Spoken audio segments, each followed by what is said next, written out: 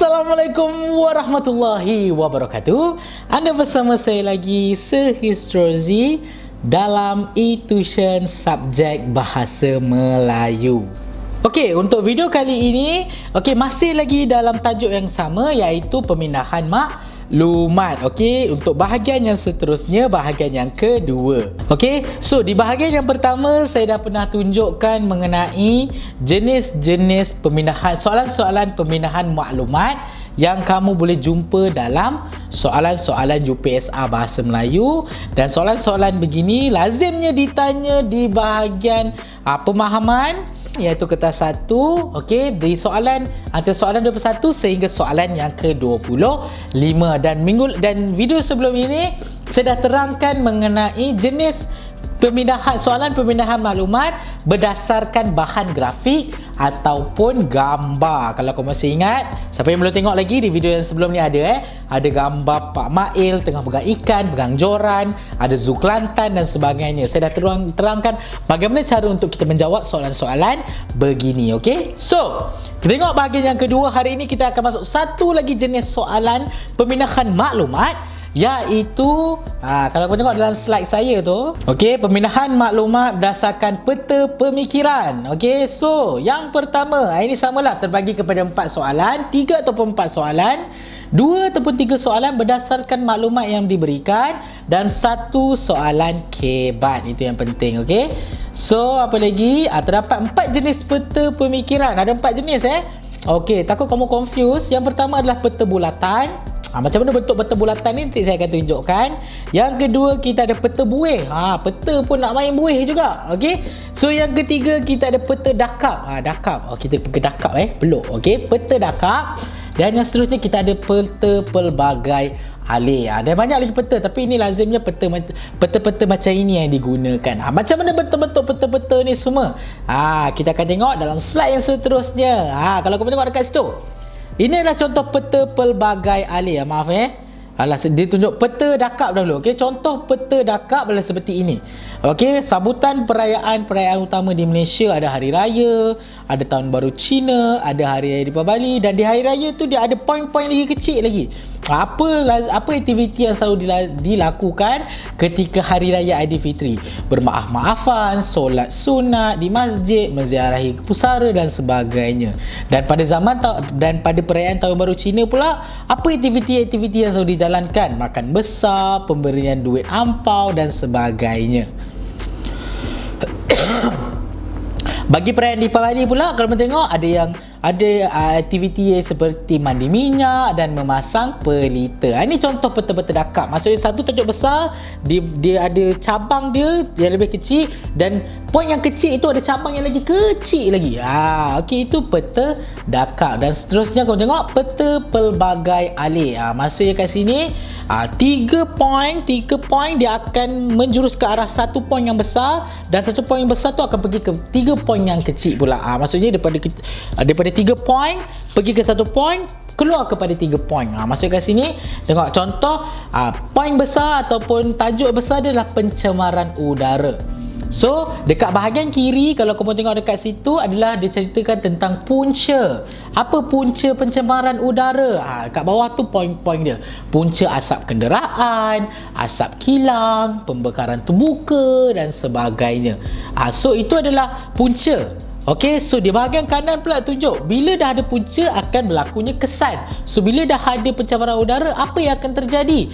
Udara menjadi kotor, menjejaskan kesihatan manusia, berlakunya masalah jerebu dan sebagainya. So ini adalah contoh peta pelbagai alih. Okey, so peta seterusnya kita akan tengok peta buih. Ini contoh peta buih. Maksudnya dia bagi 1 poin besar kat depan, kat tengah, punca kemalangan jalan raya. So apa punca dia? Keadaan cuaca, sikap pemandu, aktiviti mak rempit, keadaan jalan, keadaan kenderaan dan sebagainya.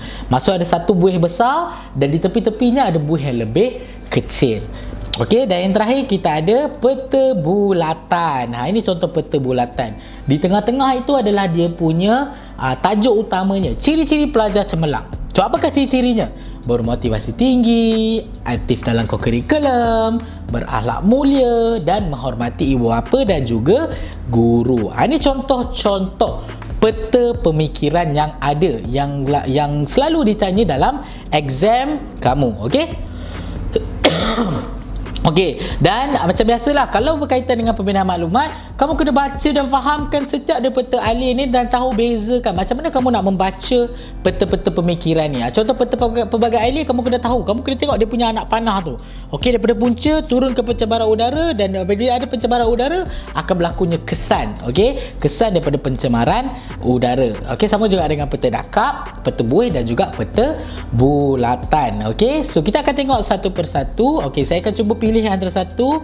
Okey, kita akan cuba buat soalan. Kita tengok soalan apa yang lazimnya ditanya berkaitan dengan peta pemikiran ni. Okey, so kalau kamu tengok dekat slide saya tu, ini contoh satu peta pemikiran. So ini adalah peta apa ni saya cakapkan tadi.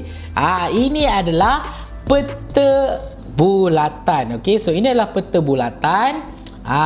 So yang kecil tu, bulatan kecil dalam tu adalah tajuk dia air. Dan bulatan yang lebih besar, kalau kita tengok warna biru, itu adalah dia punya maklumat. So dia bagi satu tajuk besar air, so dia bagi maklumat, sumber minuman, mencuci, membersihkan tubuh, habitat kehidupan akuatik. So apa benda yang cuba ditanya berkaitan dengan air ni? Dia tanya tentang apa kegunaan air. So kegunaan air yang pertama sumber minuman, kegunaan yang kedua untuk mencuci, kegunaan yang ketiga untuk membersihkan tubuh, dan kegunaan yang keempat adalah untuk kehidupan akuatik. Maksud kehidupan macam ikan, sotong, semua yang ada dalam laut. Okey, itu adalah kegunaan air. So apa contoh? Okey, contoh soalan yang boleh ditanya. Okey, contoh soalan yang lazim ditanya berkaitan dengan peta bulatan untuk tajuk ni. Yang pertama, apakah yang kita gunakan untuk mencuci? Itu yang pertama. Yang kedua, mengapakah manusia memerlukan air dalam kehidupan mereka? Yang kedua.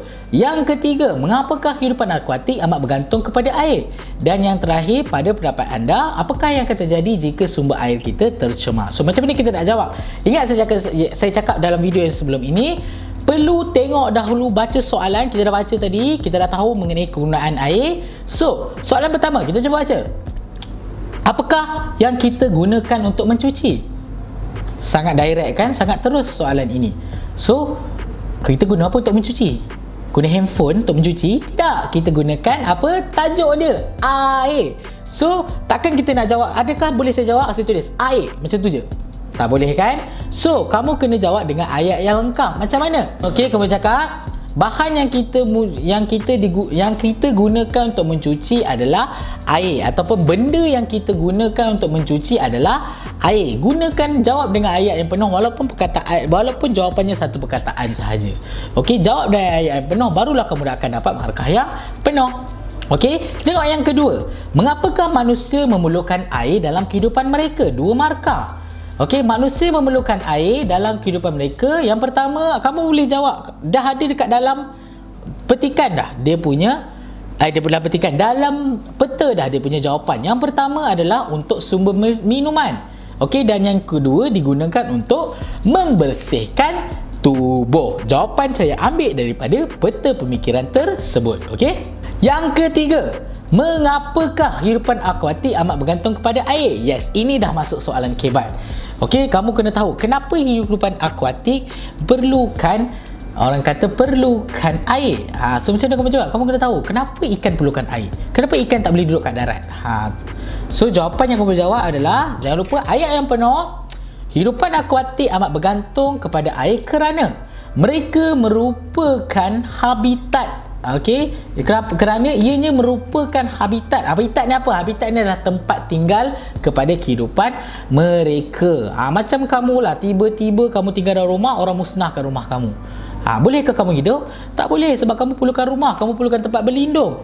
Okey, sama juga dengan ikan dan juga kehidupan akuatik. Mereka perlukan air.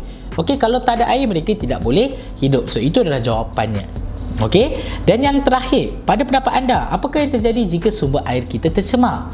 So ini contoh jawapan yang boleh kamu jawab. Maksudnya kalau tercemar, apa langkah-langkah untuk kita mengatasi masalah pencemaran air? Okey, jangan lupa ayat yang penuh. Pada pendapat saya, perkara yang akan terjadi jika sumber air kita tercemar adalah, dia tanya tentang apa yang terjadi. Okey, kalau sumber air kita tercemar. Okey, so maksud dia tanya tentang bila air kita tercemar, apa yang jadi lepas tu? Adakah ianya memberi kesan buruk ataupun kesan baik? So jawapan yang boleh kamu beri adalah sumber air akan menjadi kotor. Yelah, kalau air tercemar mestilah kotor. Takkanlah kamu nak pakai air kotor, kan? Selain itu, saya gunakan penanda wacana. Kehidupan akuatik juga akan mati dan juga pupus. Macam saya cakap tadi, kalau tak ada air atau air itu tercemar, macam mana ikan nak hidup? Macam mana sotong nak hidup? Macam mana kehidupan lain nak hidup? Okey, mereka akan mati. Dan yang ketiga adalah akhir sekali saya gunakan penanda wacana. Ianya juga akan membawa kepada pencemaran sungai dan juga air. Okey, sungai akan tercemar bila air kita kotor. Okey, dapat? So itu adalah cara untuk menjawab. Lebih kurang sama saja cara nak menjawab. Cuma saya nak tahu macam mana kamu nak membaca peta pemikiran. Itu yang berbeza. Sebab setiap peta-peta pemikiran ini, cara kamu memindahkan maklumatnya berbeza. Peta dakak berbeza, peta pelbagai aliran berbeza dan peta bulatan berbeza. Okey, sebab itu kamu perlu tahu. Okey, so saya rasa sampai di sini sahaja video saya pada kali ini. Jangan lupa untuk like, subscribe dan share video-video ni kepada kawan-kawan korang semua. Dan yang paling penting, jangan lupakan saya Sehistrozi dalam e-tuition subjek apa? Subjek apa lagi kalau bukan subjek Bahasa Melayu. Bye. Bye-bye.